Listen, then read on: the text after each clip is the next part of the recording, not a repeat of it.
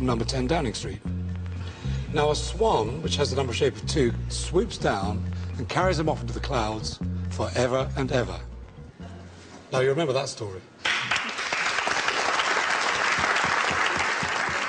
Well, you've seen the expert at work and hopefully you've picked up a few tips. So now for the big one. Remember our missing painting? Well, we've selected a 9-digit number that directly relates to it. Ready? So here we go. 6, 1, 9, 5, 2, 3, 8, 0, 2. These are the options. Make your choice now.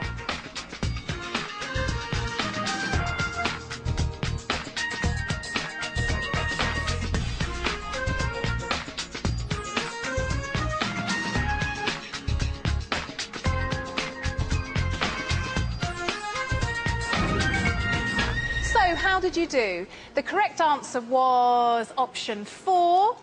Let's find out how our volunteers here got on. 26%. Well, congratulations to the 26% of you. Well done. That means that the other 3/4 could still do better. And the reason it's significant to the painting? Well, it's the date the painting was stolen, the 6th of January 1995, and the date the painting was found, the 23rd of August 2002. So, if you think you can improve on your digit span or want to test yourself again, you can have another go at this test on our website at bbc.co.uk/memory.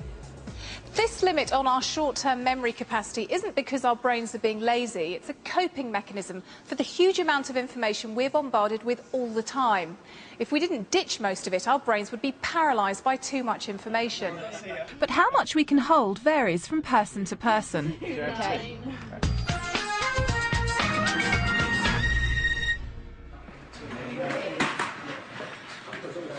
You're amazing. That's very good indeed. We've got volunteers of all ages here today, and in this room Professor Sue Gathercole and Dr Tracy Alloway have recruited a group of 7- and 8-year-olds to find out how many instructions they can hold in their short-term or working memory at one time. Right, Tom, are you ready? Listen carefully now. Pick up the giraffe and put it in the yellow box. Then pick up the red car and put it in the orange box. Can you tell me your name and your age, please? I'm Tom and I'm 8. Thank you.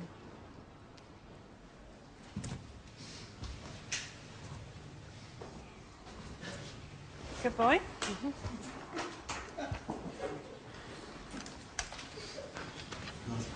That's fantastic, Tom. Well done. Can I interrupt if that's Yes, okay? of This course. is fascinating. Thank you very much. This is fun. Are you enjoying yourselves? Yes.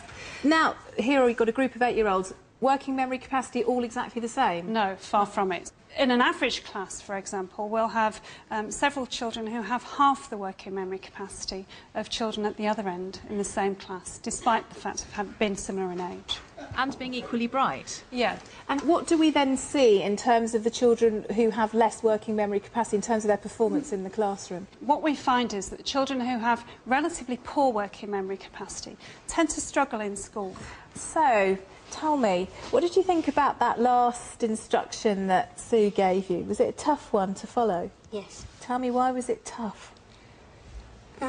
Because I sort of really couldn't remember which box. And what made it hard to remember? Was there anything else that happened just before you were going to follow the instruction? I got asked the question. Somebody else asked you your name and your age, and that's the lovely Tracy. Why did you do that? We were just trying to illustrate how when you're distracted, when you're trying to remember a piece of information, it can make you lose that information altogether, causing an error. And that's a very common phenomenon in the classroom. You're trying to remember an instruction the teacher's given you, someone's called your name or asked you to do something, and then you forget what you're supposed to do, and you end up not being able to do that. Does that ever happen to you, Tom, when you're in the classroom? Yes. And then what does the teacher say? You should have done your jobs. Well, thank you very much for helping us today. Thank you all for coming. I think they've all got very good working memories. I think they have. They're fantastic. Now, our next volunteer is surrounded by youngsters every working day, but remembering their names is far from child's play. My name is... My name is... My name is... My name is Maz Salim. I live in Manchester and work in Lancashire. I've been working as a teacher for about 13 years now. Who can tell me the order of the planets? Not only is Maz the assistant head, he also teaches 12 science classes a week. Venus, Neptune and Pluto. My main memory problem is definitely people's names, even though I've taught them for the last 6 months or a year. Can you tell me in the middle? Over here, at the back there?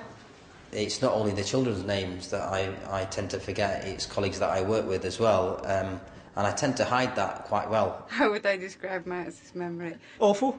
Maz's memory, oh God. It's like a sieve. Even the kids have started playing practical jokes on him. Can somebody tell me what's going on? You have to try and guess who's gone out the room. I've met so many people who look the same. Most were forgotten. Is it a girl that's gone out of the room? No. Does this boy have blonde hair? Yes. Is this boy hard-working? Yes. Is it Billy? No. I really don't know who's gone. So Maz needs help. And where better to learn who's really who than amongst high society at the races? Hello and welcome to Newmarket. He's meeting dinner date organiser and socialite Hilly Marshall to learn how she guarantees she can always put a name to a face. When you meet somebody, your whole concentration has to be on impressing their face into your mind. You're going to scan those faces into your computer brain. From the moment you first meet someone new, your short-term memory has just 20 seconds to lodge the image of their face and name into your long-term memory store. If this doesn't happen within this short period of time, the information will be instantly discarded. When you've met somebody, you need to keep repeating their name, so you don't want to go over the top. They say, well, my name's Bill, and oh, hello, how lovely to meet you, Bill. And then when somebody comes up and they tell you their name, you can then say, oh, let me introduce you to Bill. Bill, this is Sue. Sue, this is Bill. So you're constantly repeating. In schools, children are usually wearing the same uniform, and to me, a lot of them look the same. So what would your tips be with that? Supposing the name was Anne, you might think of Anne being associated with Princess Anne. So you'd imagine this girl with a crown on her head, and maybe